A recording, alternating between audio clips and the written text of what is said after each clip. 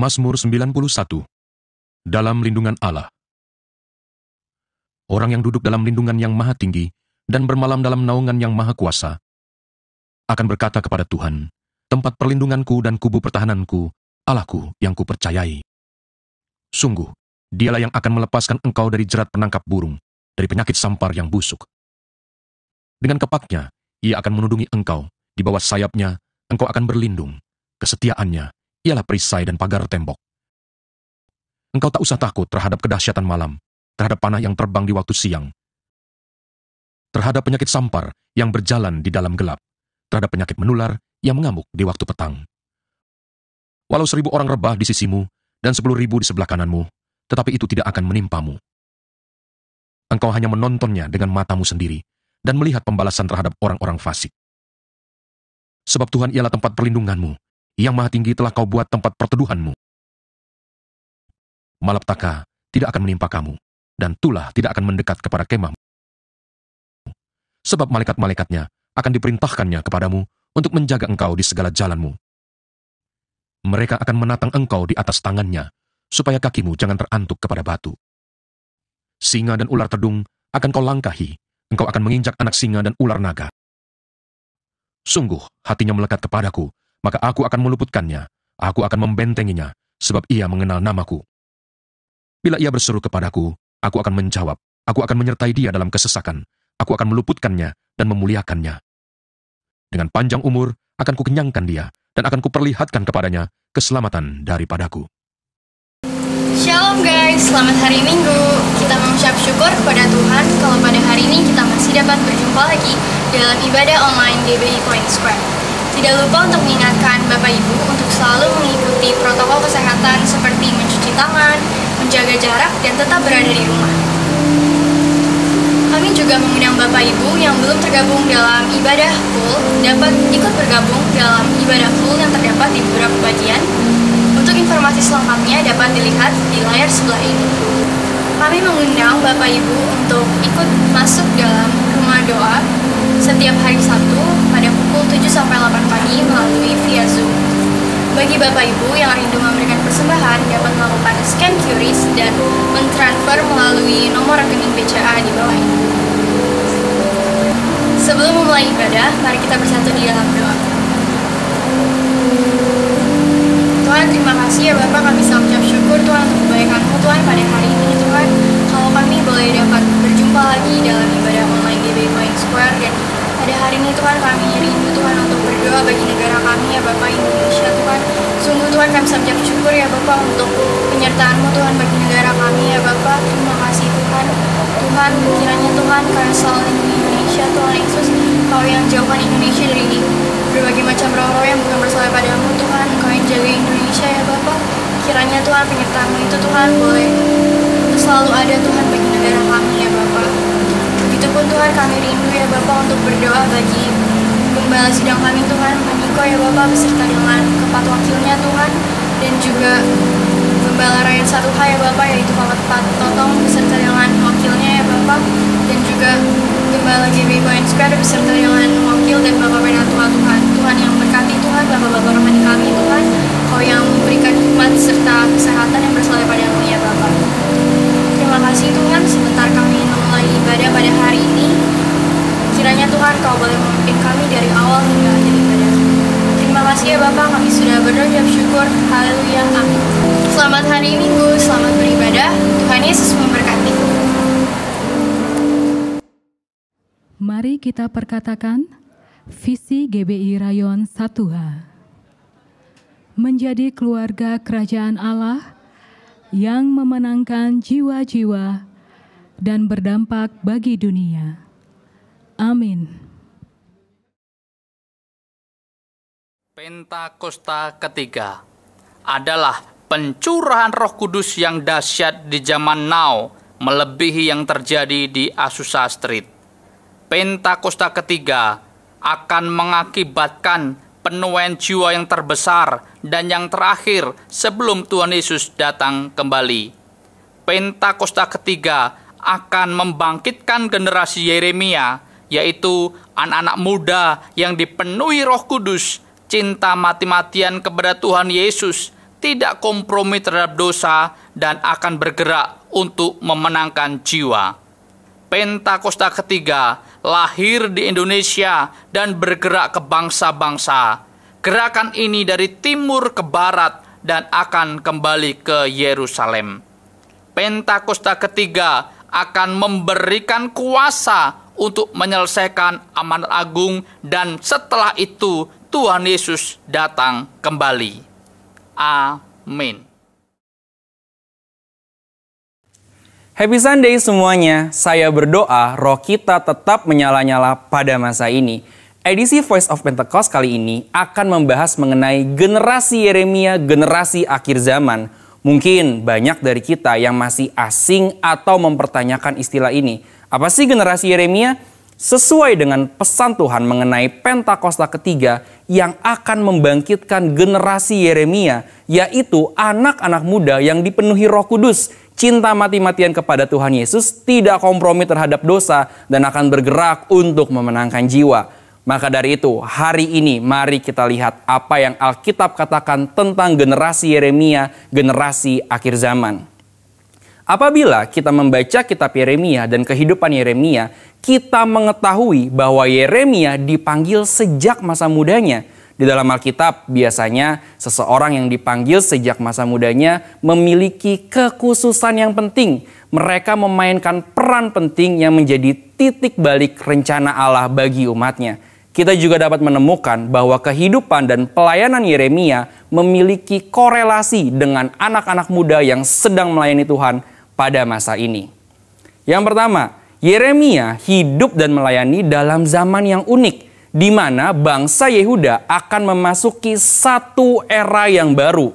Pemahaman-pemahaman dan cara hidup mereka yang lama kini harus diperbaharui. Yeremia hidup mengikuti tuntunan dan pesan Tuhan sehingga dapat memasuki era baru ini. Yeremia juga hidup di zaman lunturnya pengenalan akan Tuhan, di mana orang-orang tetap beribadah seperti biasa secara formalitas. Mereka datang beribadah kepada Tuhan, tetapi tidak menunjukkan pertobatan dan perubahan hidup. Apabila kita melihat hari ini, ada berapa banyak orang Kristen yang beribadah tetapi hatinya menjauh dari Tuhan. Maka dari itu, generasi Yeremia adalah generasi yang siap memasuki era baru dengan cara penuh Roh Kudus dan menyuarakan pertobatan besar-besaran. Yang kedua, Yeremia dipanggil kepada gaya hidup penyangkalan diri yang radikal. Dalam Yeremia 1 ayat 17-18, Tuhan meminta Yeremia tidak gentar menyuarakan hal yang bertentangan dengan dosa dan pelanggaran. Yeremia sangat banyak menyangkal dirinya. Ia bahkan diminta untuk tidak menikah, mengingat bangsanya akan memasuki keadaan darurat. Hal ini bukan berarti semua generasi Yeremia dipanggil untuk tidak menikah, tetapi ini menjadi contoh betapa sungguh-sungguhnya generasi Yeremia harus menyangkal dirinya. Hari-hari ini kita juga sedang memasuki keadaan darurat akibat dari merebaknya COVID-19 dan krisis ekonomi yang mempengaruhi seluruh dunia. Mungkin keadaan darurat hari ini menjadi tanda bangkitnya generasi Yeremia. Maka generasi Yeremia adalah generasi yang siap menyangkal dirinya bagi rencana Tuhan dalam banyak hal. Generasi yang cinta mati-matian kepada Tuhan Yesus dan akan melayani Indonesia seperti yang belum pernah terjadi sebelumnya. Yang ketiga, Yeremia mendapatkan pesan mengenai fase selanjutnya dari rencana Tuhan. Yeremia 31 ayat 33-34 mengatakan, "Tetapi beginilah perjanjian yang kuadakan dengan kaum Israel sesudah waktu itu. Demikianlah firman Tuhan. Aku akan menaruh Tauratku dalam batin mereka dan menuliskannya dalam hati mereka. Maka aku akan menjadi Allah mereka dan mereka akan menjadi umatku. Dan tidak usah lagi orang mengajar sesamanya atau mengajar saudaranya dengan mengatakan, 'Kenallah Tuhan,' sebab mereka semua besar kecil akan mengenal aku. Demikianlah firman Tuhan, sebab aku akan mengampuni kesalahan mereka dan tidak lagi mengingat dosa mereka."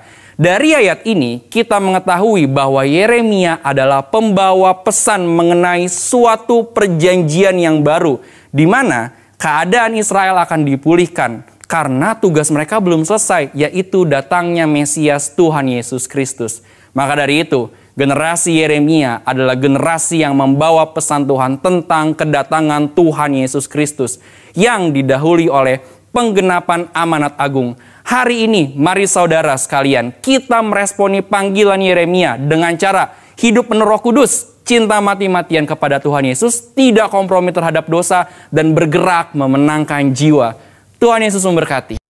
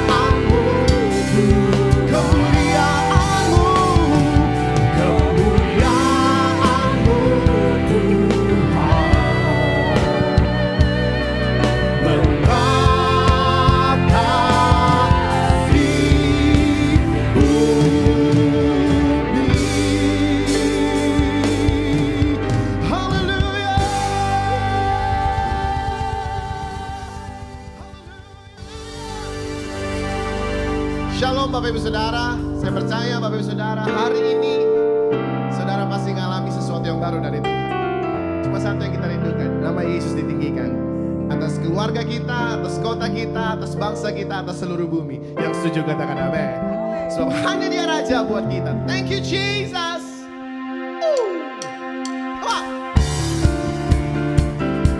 Kalau Bapak Ibu Saudara di rumah menyaksikan tayangan ini, mari tepuk tangan sama-sama saya.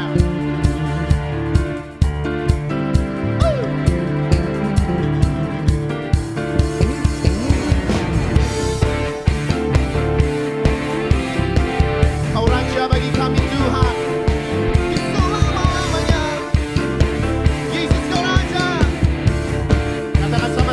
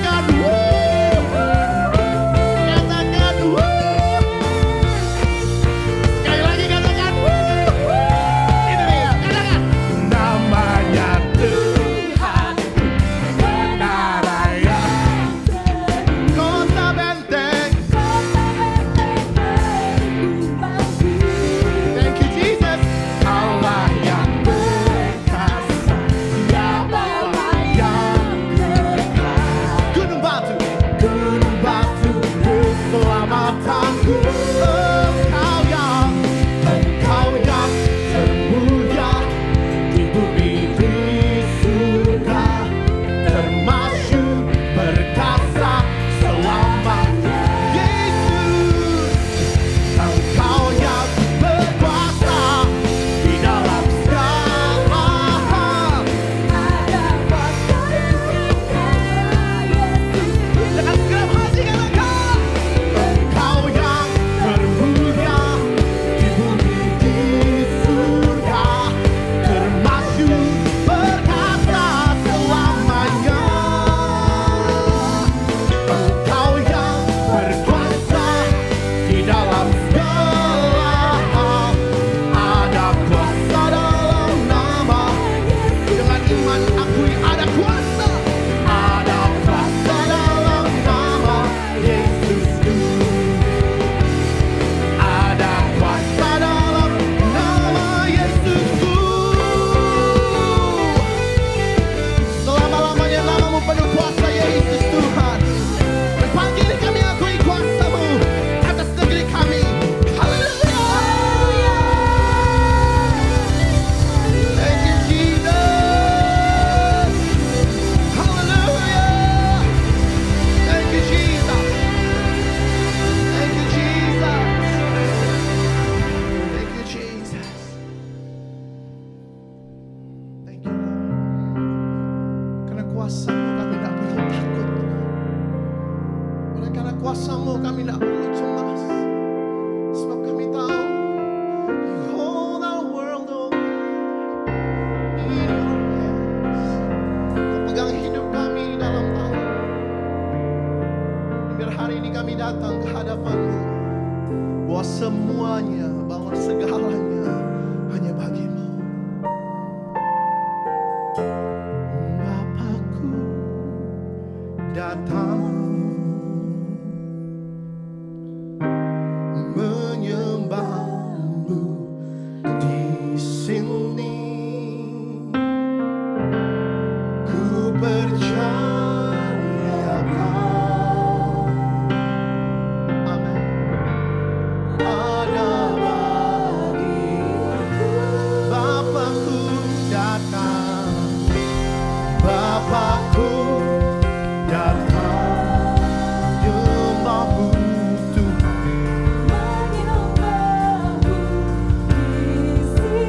Kami percaya Yesus Tuhan.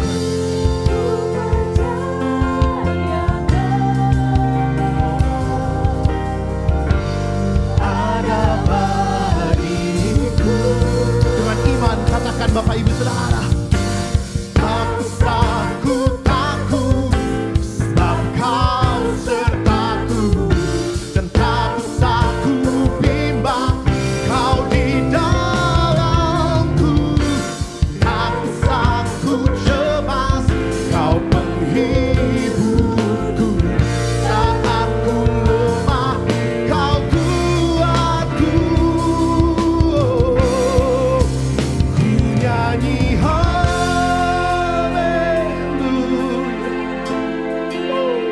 Ku nyanyi haleluya. Sungguh Kau hebat, ajaib perkasa perbuatan-Mu. Ku nyanyi haleluya. Ku nyanyi haleluya.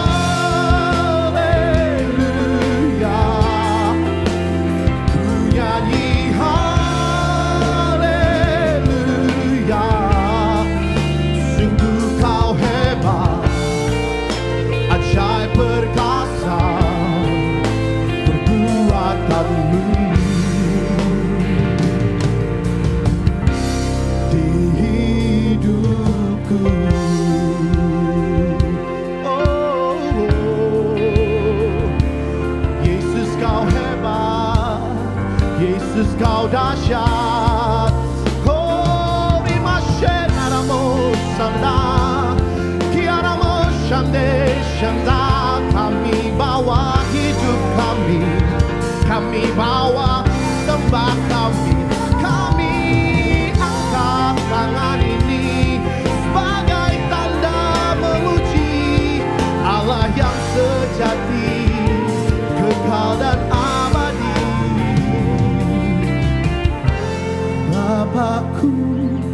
datang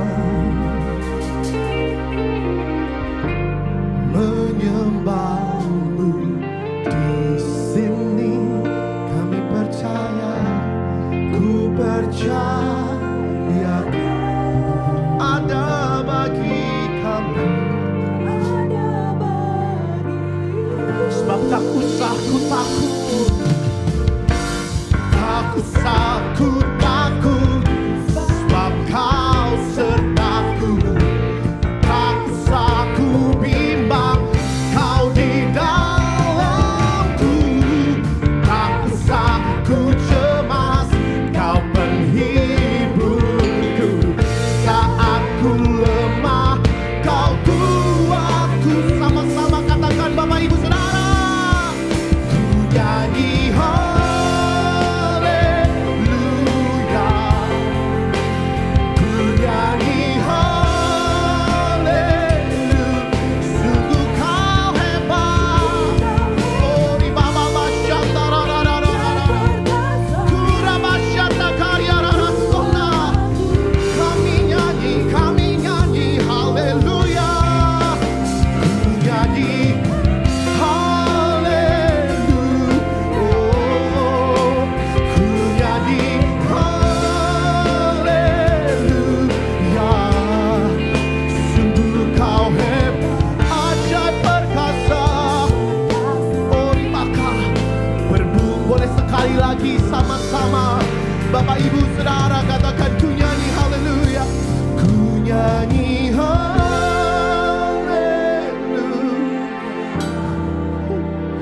ku nyanyi haleluya. Oh yes Lord, sungguh kau hebat, ajaib perkasa berbuat. Ini keluarga kami angkat tangan kami Tuhan, kami katakan sungguh ku nyanyi haleluya. Oh Yesus, ku nyanyi haleluya. Sungguh kau hebat, ajaib perkasa berbuat. Boleh sekali lagi Bapak Ibu Saudara, sekali lagi ku nyanyi haleluya. Ku nyanyi haleluya. Oh di baba syatara kaya rasona yako.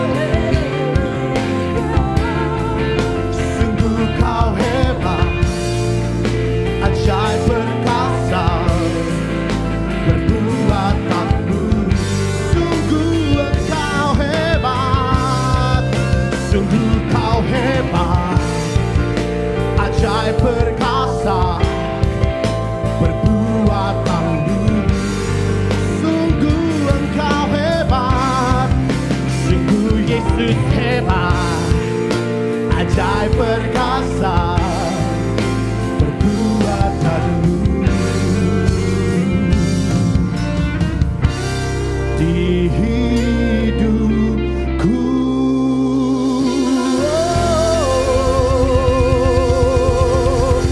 Haleluya, haleluya, haleluya.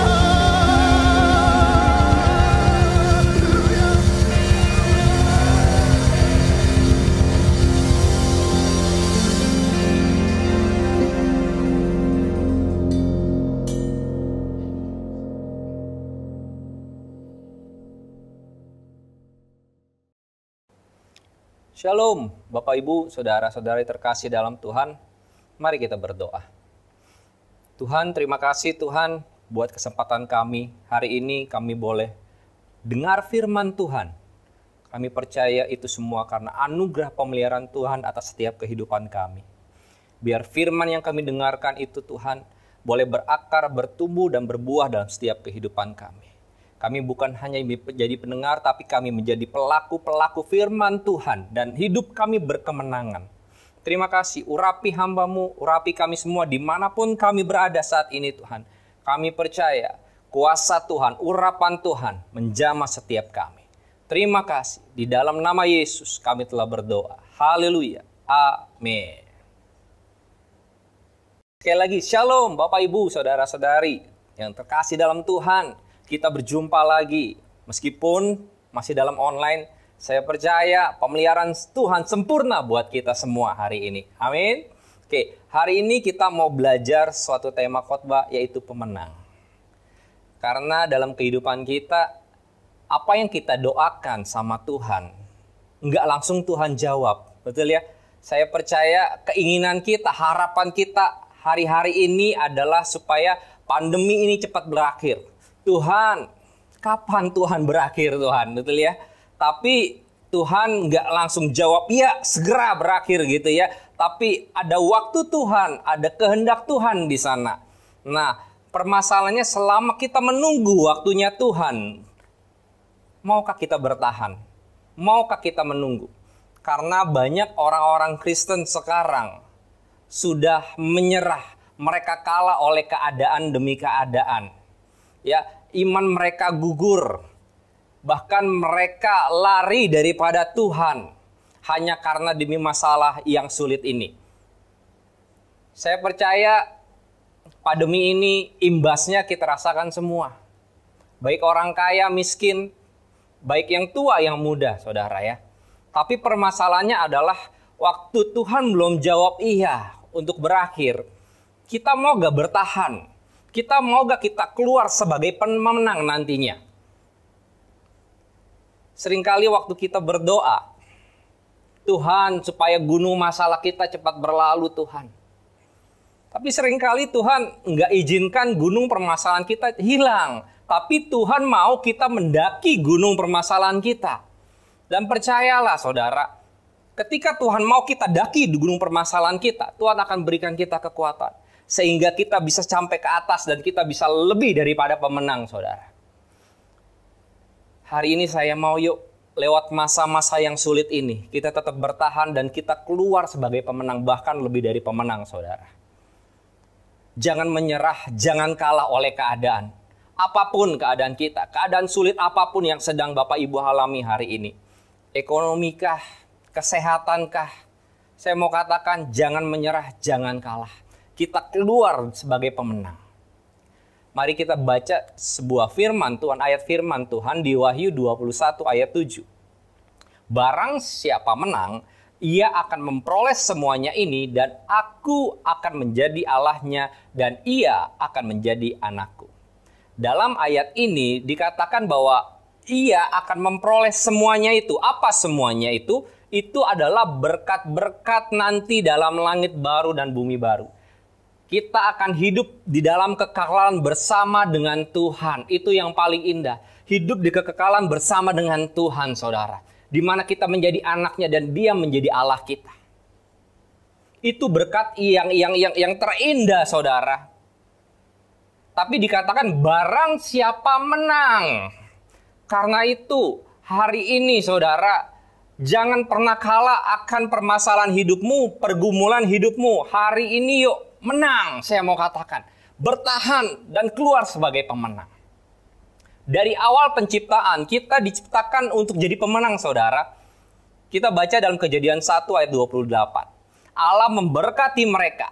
Allah lalu berfirman kepada mereka.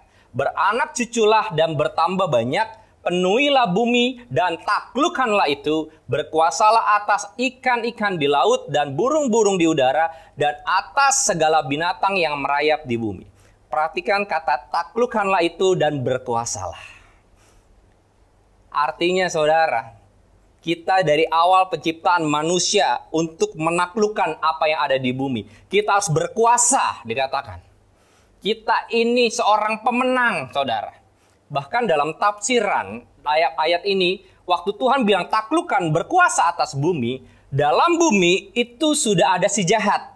Artinya Adam dan Hawa harusnya bisa menaklukkan dan berkuasa atas si jahat. Tapi sayang sekali mereka gagal. Mereka kalah dan akhirnya manusia hatinya cenderung untuk berbuat dosa. Puji Tuhan saudara, Tuhan Yesus datang.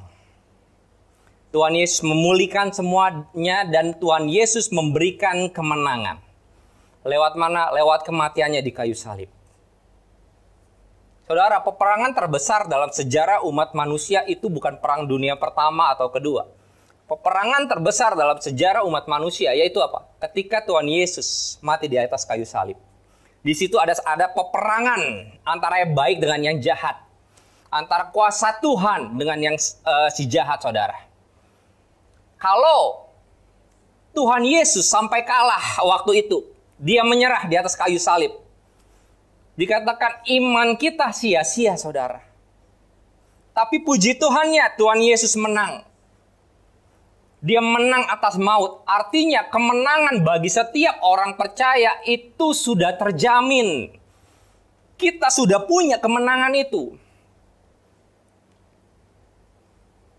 Kita berperang sekarang bukan untuk lagi merebut kemenangan. Tapi kita untuk meraih dan mewujudkannya, saudara. Secara de jure atau secara moral kita sudah menang. Tetapi secara de facto kita masih harus meraih dan mewujudkannya. Sekali lagi, musuh kita, si iblis, si jahat itu sudah dilucuti. Segala kuasa pemerintahannya sudah dilucuti, saudara. Oleh siapa? Oleh Tuhan Yesus. Tapi kita harus mewujudkannya, saudara. Ibaratnya saya analogikan seperti bangsa Indonesia. Bangsa Indonesia merdeka tanggal 17 Agustus tahun 1945. Jepang menyerah tanpa syarat kepada sekutu itu tanggal 15 Agustus 1945. Kekalahan Jepang diumumkan langsung oleh Kaisar Jepang, Hirohito. Waktu diumumkan lewat radio, Jepang mengalah tanpa syarat. Nah, waktu itu pemuda-pemudi di Indonesia mendengar. Nah, karena pemuda-pemudi Indonesia bahwa Jepang sudah kalah, mereka bergerak melucuti setiap tentara-tentara Jepang yang ada di Indonesia. Padahal, tentara Jepang di Indonesia masih punya kekuatan, saudara. Tetapi secara moral mereka sudah kalah. Mereka sudah dengar dari kaisar mereka, Jepang sudah kalah tanpa syarat. Ya, secara kekuatan mereka masih ada, tetapi secara moral mereka sudah kalah. Karena itu pemuda-pemudi Indonesia dengan berani melucuti tentara Jepang.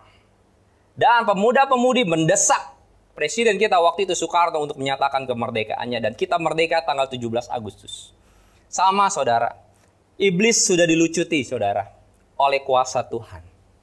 Ya, tapi saudara, akhir-akhir ini bukan berarti kita bebas dari yang namanya godaan dosa. Maka itu saya mau katakan bahwa hidup kita sekarang adalah peperangan, saudara. Hidup ini adalah peperangan. Ingat, musuh kita ini bukan darah dan daging. Bukan istri kita yang kita pukulin setiap hari. Bukan suami kita. Bukan orang tua kita, bukan anak kita, bukan gembala kita, bukan sesama kita. Tapi Paulus mengatakan dalam Efesus 6 ayat 12 bahwa perjuangan kita bukan darah dan daging, tapi melawan siapa? Pemerintah-pemerintah, penguasa, penghulu dunia dan roh jahat, saudara. Sekali lagi, hidup kita adalah peperangan. Dan musuh kita, iblis dan antek-anteknya, saudara. Ya, puji Tuhan, gereja kita punya DNA. DNA kita adalah restorasi Pondok Daud. Apa itu restorasi Pondok Daud? Restorasi Pondok Daud ialah prajurit-prajurit Tuhan yang gagah perkasa, yang mempunyai gaya hidup, doa, pujian, penyembahan bersama-sama siang dan malam, dan yang melakukan kehendak Bapa pada zaman ini. Luar biasa. Gembala sidang kita, Paniko, mendapatkan kita harus jadi prajurit-prajurit Tuhan yang gagah perkasa. Saya percaya Paniko sadar bahwa kehidupan kita adalah sebuah peperangan. Dan kita harus menjadi prajurit-prajurit Tuhan yang gagah perkasa, saudara. Karena itu jangan pernah kalah, saudara. Dengan apa yang kita hadapi, kita harus jadi prajurit-prajurit yang gagah perkasa, saudara. Nah, kita harus ingat, peperangan kita ini adalah peperangan antara kerajaan terang dengan kerajaan gelap. Siapa kerajaan terang? Antara Tuhan, malaikatnya, gereja Tuhan, kita orang-orang percaya melawan iblis. Melawan pemerintah-pemerintah, penguasa, penghulu udara, dan roh-roh jahat di udara. Ingat, peperangan ini miliknya Tuhan. Karena itu pastikan saudara ada di pihaknya Tuhan. Efesus 6 ayat 10 mengatakan gini, akhirnya hendaklah kamu kuat di dalam Tuhan, di dalam kekuatan kuasanya, saudara. Bahkan saya jadi teringat kisah Yosua, saudara. Yosua 5 ayat 13 sampai 15. Ketika Yosua dekat Yeriko, ia melayangkan pandangnya, dilihatnya seorang laki-laki berdiri di depannya dengan pedang terhunus di tangannya. Yosua mendekatinya dan bertanya kepadanya, "Kawankah engkau atau lawan?" Jawabnya, "Bukan, tetapi akulah panglima bala tentara Tuhan. Sekarang aku datang." Lalu sujudlah Yosua dengan mukanya ke tanah, menyembah dan berkata kepadanya, "Apakah yang akan dikatakan Tuanku kepada hambanya ini?" Dan panglima bala tentara Tuhan itu berkata kepada Yosua, "Tanggalkanlah kasutmu itu dari kakimu, sebab tempat engkau berdiri itu kudus." Dan Yosua berbuat demikian. Saudara, Yosua dipilih Tuhan untuk memimpin umat Israel menaklukkan Kanaan lewat peperangan, saudara. Ya, jadi Yosua menggantikan Musa. Untuk apa? Untuk menaklukkan tanah Kanaan. Dan untuk menaklukkan tanah Kanaan itu lewat apa? Jalur berperang, saudara. Oke.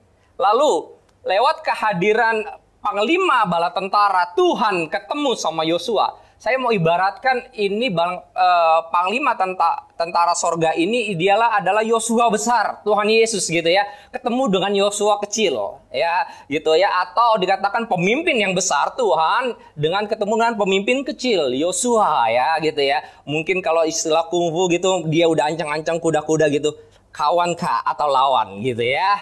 Ya, Yosua sadar bahwa yang dihadapinya ini adalah Tuhan sendiri, saudara ya.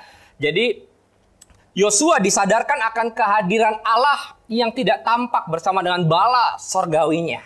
Ya, bukan hanya sebagai kawan, tetapi Tuhan datang menyatakan sebagai pemimpin mereka di dalam peperangan. Karena peperangan yang akan dihadapi Yosua ke depan merupakan peperangannya Tuhan, miliknya Tuhan, saudara. Kenapa? Karena kejahatan orang Amori waktu itu sudah genap. Karena itu Tuhan mau katakan waktu dia datang ketemu Yosua, dia mau bilang begini, "Aku yang akan memimpin kamu. Peperangan ke depan itu bukan milikmu. Peperangan ke depan itu milikku. Peperangan ke depan itu bukan hanya peperangan sekedar menjarah secara jasmani, tetapi juga peperangan secara rohani." Karena kenapa? Kejahatan orang Amori sudah genap. Ya, sekali lagi karena itu pastikan saudara, kehidupan kita sekarang hari-hari ini kita harus di dalam Tuhan. Karena peperangan kita hari-hari ini itu miliknya Tuhan, saudara. Dan kalau kita lihat dalam penaklukan Kanaan, saudara, menunjukkan bahwa strategi militer yang diterapkan Yosua itu bersifat ilahi, saudara. Dari perbuatan Yeriko gitu ya, dari wilayah barat, timur gitu ya. Itu kalau kita lihat itu merupakan strategi militer ilahi, saudara. Karena itu saya mau katakan kita nggak sendirian. Tuhan yang akan berperang bersama dengan kita. Bahkan Tuhan akan berperang gantikan kita dan memberikan kita kemenangan. Yang percaya katakan amin, saudara. Kita perlu kekuatan daripada Tuhan. Karena ini peperangan miliknya Tuhan. Ya, kita tidak bisa lawan si jahat, si bolis, saudara, dengan kekuatan kita sendiri. Kita perlu Tuhan, saudara. Nah, dalam peperangan rohani ini ada dimensi. Yang pertama itu tingkat dasar. Apa tuh? Peperangan secara pribadi. Peperangan ini berlangsung tiap hari dan sifatnya seumur hidup selagi kita hidup di dalam dunia ini. Itu peperangan pribadi setiap hari, saudara. Aduh, antara doa enggak gitu ya. Aduh, males baca Alkitab apa enggak gitu ya. Antara berbohong atau jujur gitu ya. Ini peperangan tiap hari pribadi, saudara. Lalu tingkat okkultisme. Apa itu? Melakukan peperangan terhadap sesuatu yang menghalangi pekerjaan Tuhan. Seperti dukun, tenung, pemujaan setan gitu ya. Lalu tingkat yang paling tinggi adalah tingkat strategi. Apa itu? Mengusir roh jahat yang menguasai daerah tertentu, kota tertentu, bahkan negara gitu ya. Bahkan kalau lebih besarnya lagi bisa benua gitu ya. Itu ada tingkat-tingkatannya, saudara. Nah, tapi yang harus kita sadari sekarang begini. Tingkat dasar dulu yang harus kita menangi, saudara. Jangan kita ngomong yang okultisme dulu, apalagi yang strategi. Kalau yang tingkat dasarnya peperangan secara pribadi, kita kalah terus-menerus, saudara. Ya, saya akan lebih banyak berbicara tentang yang namanya peperangan secara pribadi. Karena ini merupakan dasarnya, saudara, yang harus kita menangi dulu setiap hari. Ya, karena kenapa? Karena gini, waktu kita percaya Tuhan, posisi kita yang dulu dari hamba dosa berubah menjadi anak Allah. Kita bebas dari hukuman dosa. Tetapi saudara, kita masih hidup dalam dunia. Artinya kita sudah bebas dari hukuman dosa, tetapi bukan berarti kita bebas dari yang namanya godaan dosa, saudara. Ada 4 tingkatan moral manusia. Yang pertama, saudara, bisa berdosa. Apa itu? Adam dan Hawa. Ya, sebelum jatuh dalam dosa, dia bisa nggak berdosa? Bisa. Gitu. Yang kedua, tidak bisa tidak berdosa. Apa itu? Manusia setelah jatuh dalam dosa, keinginan apa? Keinginan selalu ingin berbuat dosa. Lalu yang ketiga, bisa tidak berdosa. Siapa itu? Kita, anak-anak Tuhan yang lahir baru penuh oleh Roh Kudus. Lalu yang keempat, tidak bisa berdosa. Kapan itu? Nanti di sorga, di langit baru, bumi baru. Kita sempurna, saudara. Sekarang kita masih ada di posisi nomor 3. Kita manusia yang bisa tidak berdosa, saudara. Kenapa? Ketika kita lahir baru, kita penuh Roh Kudus, saudara. Kita bisa menang lawan godaan dosa, lawan godaan iblis. Kenapa? Karena Yesus sudah menang dan memberikan kita kekuatan, memperlengkapi kita, saudara, oleh kuat kuasa Roh Kudusnya. Yuk, hari-hari ini, saudara, yang masih jatuh bangun dalam dosa, yuk menang, saudara. Tuhan Yesus sudah menang atas dosa. Kita pun juga bisa menang, saudara. Sekali lagi, tingkat dasar ini, peperangan pribadi ini seringkali terjadi dalam alam pikiran kita, saudara. Ya, ketika kita kalah dalam pikiran kita, saudara, maka kita akan mengambil keputusan-keputusan yang salah. Contoh, antara kita berbohong atau jujur, ya. Hidup kudus atau kudis, ya. Ini terjadi di sini. Wah, waktu kita bisa menang di sini, kita ambil keputusan. Enggak, saya mau menang, saya mau hidup dalam kekudusan. Maka ketika kita punya keputusan yang benar, maka tindakan kita juga benar.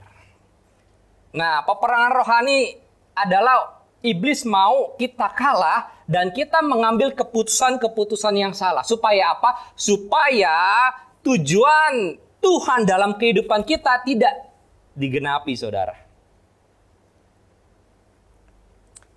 Dosa, saudara, dosa itu bahasa, kalau kita lihat bahasa aslinya Yunani, itu hamartia, yang artinya meleset. Dosa itu memang pelanggaran terhadap perintah Tuhan. Tetapi kalau kita lihat bahasa aslinya dikatakan bahwa dosa itu hamartia, yang artinya meleset. Seperti kita kalau panah gitu ya, tidak tepat dalam titik, itu titik pusatnya ya, dia meleset. Nah, sama, iblis mau setiap kita ngambil keputusan-keputusan yang salah, gitu ya. Wah, banyak sekarang nih keluarga-keluarga yang ngambil keputusan salah dalam pandemi ini. Korban perceraian naik, saudara. Keluarga banyak yang bercerai. Bahkan di daerah Jawa Barat itu sampai ngantri mereka mau bercerai di pengadilan negeri. Dan sebagian besar itu wanita, saudara. Ya, mereka ngambil keputusan-keputusan yang salah. Sehingga apa? Sehingga tujuan Tuhan dalam kehidupan mereka tidak digenapi. Keluarga-keluarga hancur. Padahal keluarga-keluarga itu dipakai Tuhan menggenapi tujuan Tuhan. Nah, waktu kita ngambil keputusan yang salah, saudara, kita nggak bisa capai tujuannya Tuhan. Kita meleset dari tujuan Tuhan. Itu dosa, saudara. Karena itu iblis mau kita ngambil keputusan-keputusan yang salah setiap hari. Keputusan-keputusan yang melanggar firman Tuhan, keputusan-keputusan yang tidak sesuai dengan pikiran, perasaan, kehendak Tuhan, saudara. Aduh, males berdoa. Aduh, males ngampunin, benci. Aduh, hidup dalam kekecewaan. Aduh, sakit hati, tersinggung, disimpan terus. Yuk hari ini yuk sadar. Kalau kita seringkali buat keputusan yang salah. Hari ini yuk kita bertobat. Dan kita mulai ambil keputusan-keputusan yang benar. Yang sesuai dengan kehendaknya Tuhan. Sehingga apa? Sehingga kita nggak meleset. Sehingga kita tetap dalam tujuan, tracknya Tuhan dalam kehidupan kita. Kita yang menjadi tuan atas pilihan kita sendiri, saudara. Iblis itu bekerja sesuai dengan kesempatan yang kita beri. Sekali lagi, iblis bekerja sesuai dengan kesempatan yang kita beri. Ya, kita beri kesempatan sedikit aja, saudara, dia akan bekerja, saudara. Sama seperti sekarang ini banyak orang-orang yang bangun rumah di pinggir-pinggir kali gitu ya. Mereka bangun rumah di pinggir kali tanpa izin. Tapi waktu ketika mau digusur mereka marah-marah. Mereka merasa ini rumah saya. Kenapa begitu? Karena gini, waktu awalnya mereka tidur pakai kertas kardus, nggak diusir, didiemin, diberikan kesempatan. Mereka pikir nggak diusir nih. Akhirnya mereka mulai bangun rumah pakai triplek. Didiemin juga, nggak diusir. Akhirnya mereka mulai pakai apa? Semen. Mereka mulai bangun rumah, saudara. Begitu, saudara, cara kerja si iblis. Kita beri kesempatan, dia akan terus masuk dalam kehidupan kita. Hari ini, kita yang menjadi tuan atas pilihan kita. Atas keputusan-keputusan kita. Kita ada hari ini akan keputusan-keputusan kita yang kemarin, saudara. Hari ini pilih keputusan yang sesuai dengan kehendaknya Tuhan. Ya, karena seringkali banyak orang-orang Kristen yang kalah dari rasa apa? Rasa sakit hatinya, rasa ketersinggungannya, rasa bencinya. Hari ini ambil keputusan yang sesuai dengan kehendaknya Tuhan. Jangan biarkan keadaan yang buruk menentukan buruknya kita mengambil keputusan. Kita lihat pandemi ini, saudara, keadaan buruk, resesi ekonomi, saudara. Tapi jangan biarkan keadaan buruk sekeliling kita ini menentukan buruknya kita mengambil keputusan. Hari ini biar kita bilang, Tuhan, imanku Tuhan, sukacitaku Tuhan, tidak tergantung oleh keadaan. Keadaan boleh buruk, tapi imanku Tuhan akan tetap kuat dalam Tuhan. Sekali lagi, jangan biarkan keadaan buruk sekeliling kita menentukan buruknya kita ngambil keputusan. Bahkan jangan biarkan sikap buruk orang lain menentukan buruknya kita ngambil keputusan. Kalau mungkin orang yang menyakiti hati kita, saudara, ya. Kalau kita secara manusia, habis tuh orang ya. Nanti ya gue bales gitu ya. Kalau kita ngambil keputusan yang salah, kita datengin, kita pukul tuh orang, gitu ya. Tapi hari ini jangan sampai sikap buruk orang lain itu mempengaruhi buruknya kita ngambil keputusan. Walaupun orang bersikap buruk, jahatin kita, firman Tuhan bilang apa? Berkati mereka, doakan mereka. Artinya, walaupun sikap buruk orang lain, kita tetap harus mengambil keputusan yang sesuai dengan kehendaknya Tuhan. Ada 3 poin yang saya mau bagikan tuh, saudara. Bagaimana kita bisa jadi pemenang, kita ngambil keputusan, saudara. Yang pertama, kita harus sadar posisi kita sekarang adalah hamba kebenaran atau umat pemenang, saudara. Roma 6 ayat 18 mengatakan gini, kamu telah dimerdekakan dari dosa. Artinya gini, kamu telah menang, gitu ya. Kamu telah menang dari dosa. Karena banyak orang Kristen yang sekarang hidupnya juga masih jatuh bangun dalam dosa, yang hidupnya masih dalam ikatan dosa. Masih terus nonton film porno, masturbasi, saudara. Padahal Tuhan katakan kamu telah dimerdekakan, kamu telah menang. Dan kamu menjadi hamba kebenaran. Ingat, sekali lagi sadar, coba angkat tangannya saudara. Pegang ke jidat, bilang gini, sadar. Sadar, Anda ini sudah menang. Ya, saya percaya waktu kita sadar kita ini umat pemenang, kita udah dimerdekakan dari dosa, kita jadi hamba kebenaran, maka hidup kita juga akan jadi sebagaimana seorang pemenang, saudara. Sekali lagi, yuk sadar. Kita ini pemenang, saudara. Karena kalau kita nggak mengalahkan diri sendiri, kita akan menjadi hamba bagi diri sendiri, saudara. Ingat, kita ini hamba kebenaran, kita ini hamba Tuhan. Kita ini umat pemenang, saudara. Ya, kita harus berbuat kebenaran. Kita harus keputusan-keputusan sesuai dengan kehendaknya Tuhan. Ya, sekali lagi sadar, saudara. Posisi kita sekarang dia hamba kebenaran, posisi kita sebagai umat pemenang. Oke, lalu yang kedua, saudara. Hidup dipimpin oleh Roh Kudus. Ingat kisah Yosua tadi, saudara. Sebelum memasuki penaklukan tanah Kanaan melalui pertempuran, Tuhan hadir buat Yosua. Dan Yosua bilang apa? apa yang hamba harus perbuat Tuanku. Dia menyadari dia ini hanya hamba. Ya, sekali lagi peperangan ini milik Tuhan, karena itu kita perlu yang namanya dipimpin sama Roh Kudus. Saya percaya orang yang dipimpin sama Roh Kudus, hidupnya dia takut akan Tuhan, saudara. Orang yang hidupnya dipimpin sama Roh Kudus, dia akan taat, dia akan dengar-dengaran. Sama seorang prajurit, saudara. Prajurit itu dia harus taat sama perintah komandannya, gitu ya. Ke kanan, siap ke kanan, gitu ya. Ke kiri, siap ke kiri.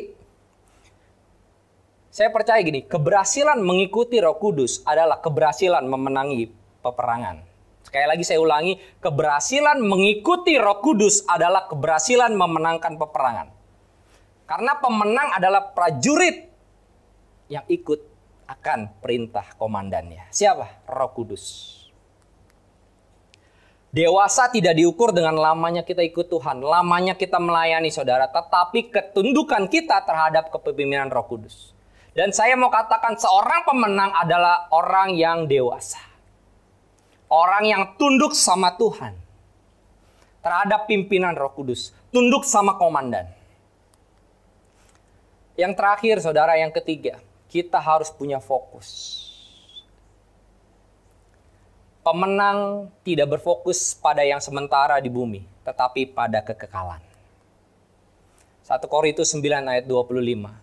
Tiap-tiap orang yang turut mengambil bagian dalam pertandingan, menguasai dirinya dalam segala hal, mereka berbuat demikian untuk memperoleh sesuatu mahkota yang fana.